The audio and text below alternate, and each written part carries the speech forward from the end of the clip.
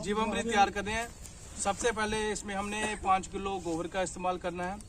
गोबर का इस्तेमाल इसलिए करना है क्योंकि इसमें जो होते हैं काफ़ी सारा जो बैक्टीरिया जो इसमें पाए जाते हैं गोबर में। उसके बाद हमने इसमें क्या करना है, जैगरी का इस्तेमाल करना है। जैगरी का इस्तेमाल क्यों करना है, जैगरी जो है हमारी माइक्रोबियल एक्टिविटी को बढ़ोतरी करती है, मल्टीप्लाई करती है। जो बैक्टीरिया गोबर में पाए जाते हैं, जैसे हम गुड़ का इस्तेमाल करेंगे, गुड़ वाले पानी का इस्तेमाल करेंगे, उसकी जो बैक्टीरिया की पॉपुलेशन वो बढ़ती जाएगी। और आस्ता आस्ता करके इसमें जो गुड़ का पानी में डालूंगा।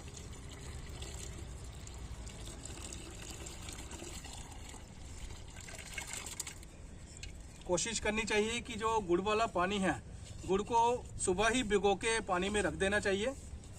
उसके बाद इसमें मैं बेसन का इस्तेमाल करूंगा। थोड़ा इसमें पानी डालिए।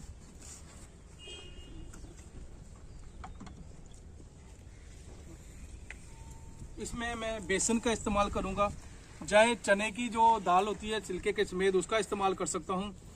बेसन का इस्तेमाल क्यों करूंगा, क्योंकि हमारे बैक्टीरिया को जो बढ़ने के लिए एक प्रोटीन जो इसमें काफ़ी ज़्यादा प्रचुर मात्रा में प्रोटीन पाई जाती है, उसको एनर्जी देने के लिए इसमें बेसन का इस्तेमाल कर रहा हूँ। तभी तो उसकी पॉपुलेशन, तभी तो उसकी मल्टीप्लिकेशन होगी। इसलिए मैं बेसन का इसमें इस्तेमाल कर रहा हूँ। वो मैंने 1 किलो के हिसाब से इसमें बेसन डालना है, वो आस्ता आस्ता मैं डाल दूंगा।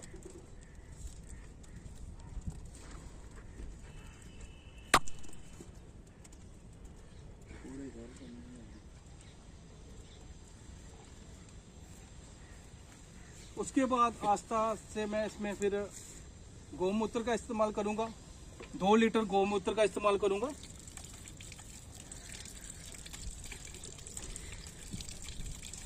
गौमूत्र का इस्तेमाल क्यों करूंगा, क्योंकि गौमूत्र जो होता है वो एंटीवायरल होता है, एंटीसेप्टिक होता है, और इसमें कई प्रकार के जो माइक्रो न्यूट्रन पाए जाते हैं। मुझे कहने की जरूरत नहीं है, मेरा किसान भाई ऑलरेडी जानता है कि गौमूत्र के क्या फायदे हैं। वो धीरे धीरे करके मैं इसमें गौमूत्र भी डालूंगा।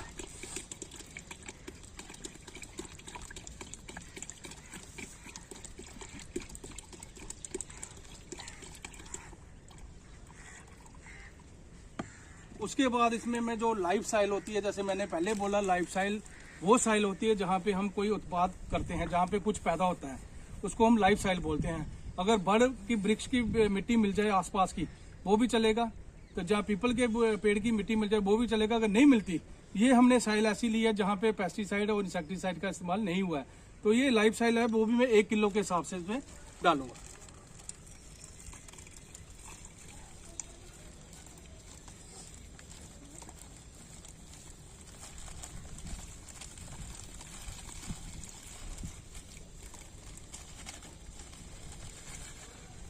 इसको फिर आस्ता आस्ता करके सारा मैं इसको हिलाऊंगा, इसको स्टर करूंगा।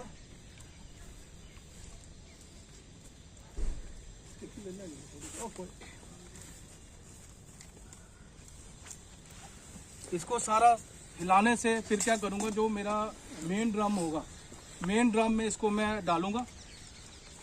एक ही चीज का ख्याल रखना मेरे किसान भाइयों, इसको हमने क्लॉक वाइज, क्लॉक हमारी ऐसे चलती है, वो ऐसे नहीं चलती है, इसको क्लॉक वाइज हमने स्टर करना है। जितना हम इसको स्टर करेंगे, अगर दिन में 3 बार भी स्टर इसको करेंगे, उससे क्या होगा, फर्मेंटेशन जो हमारी माइक्रोबियल एक्टिविटी होगी इतनी ही तेज होगी, हमारे जो बैक्टीरिया का काउंट्स है वो इतना ही बढ़ेगा।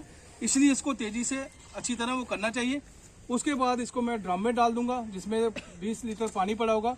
उसको हमने क्या करना है, जूट वाली जो बोरी आती है, गन्नी बैग जिसको बोलते हैं, उससे मैंने ढक देना। क्यों ढकना है, क्योंकि मैं ऑर्गेनिक प्रक्रिया कर रहा हूँ, मैं जैविक प्रक्रिया कर रहा हूँ। और इसको हमने क्या करना है, फिर धूप में नहीं रखना है, इसको छांव में रखना है। अगर धूप में रखूंगा, इसमें क्या होगा, जो वेपराइजेशन होगी, जो मैं करना चाहता हूँ वो पॉसिबल नहीं होगा। जो माइक्रो न्यूट्रिएंट्स होंगे, जो फर्मेंटेशन का प्रोसेस जो होगा, वो सारा इसमें उड़ जाएगा। जो मैं करना चाहता हूँ वो चीज़ नहीं हो सकती। इसको मैं छांव में रख दूंगा। 7 दिन में ये जो मेरी मेडिसिन है वो तैयार हो जाएगी। इसको मैंने सुबह भी लाना है, शाम को भी लाना है। 9 दिन के बाद 15 से 20 लीटर 200 लीटर पानी डाल के पर एकड़ 8 कनाल के हिसाब से इसका मैं स्प्रे करवाऊंगा। चाहे वो कनक वाली फसल है, चाहे वो मुंजी वाली फसल है, चाहे हमारा बाजरा है, चाहे वो मक्की की फसल है, चाहे वो सब्जी की फसल है। अगर हम इसका छिड़काव करवाएंगे, उससे क्या होगा, हमारी जो रूट सिस्टम है वेल डेवलप होगा।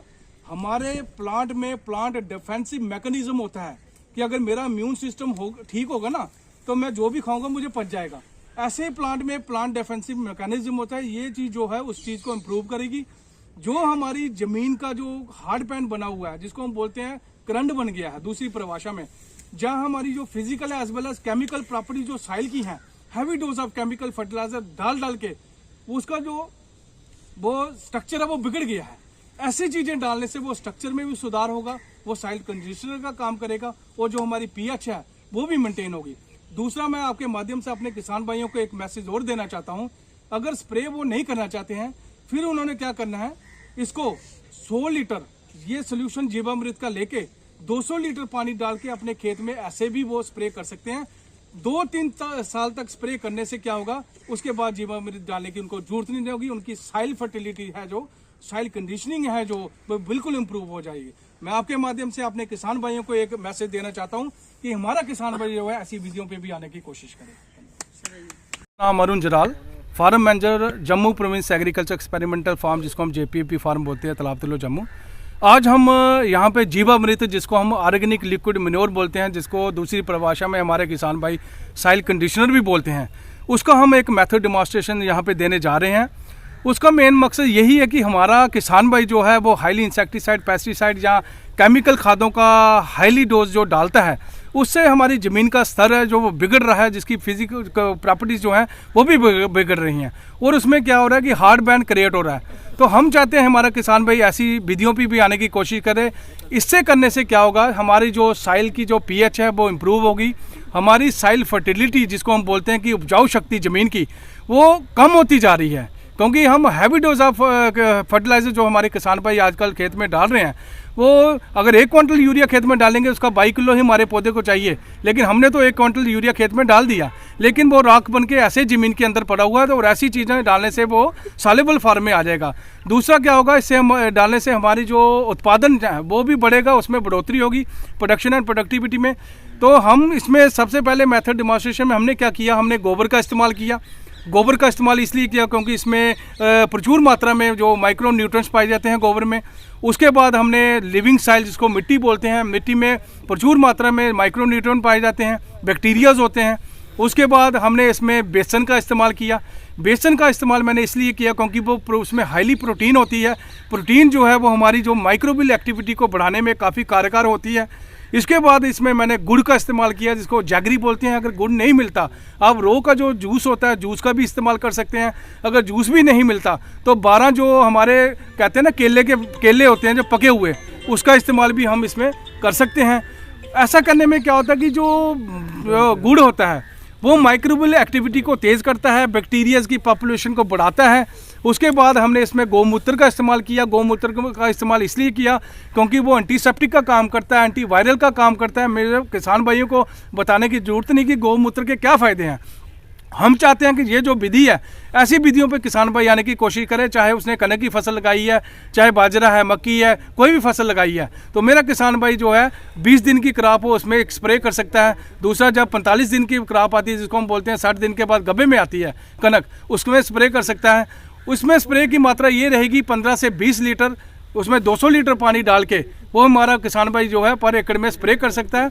अगर उसने साइल ट्रीटमेंट करना हो तो उसके लिए 100 से 200 लीटर हमारा जीवामृत 200 लीटर पानी डाल के तो वो हम उसमें स्प्रे कर सकते हैं 8 कनाल के लिए। तो हम चाहते हैं, डिपार्टमेंट यही एक सिफारिश करता है कि किसान भाई ऐसी विधियों पे भी आने की कोशिश करें।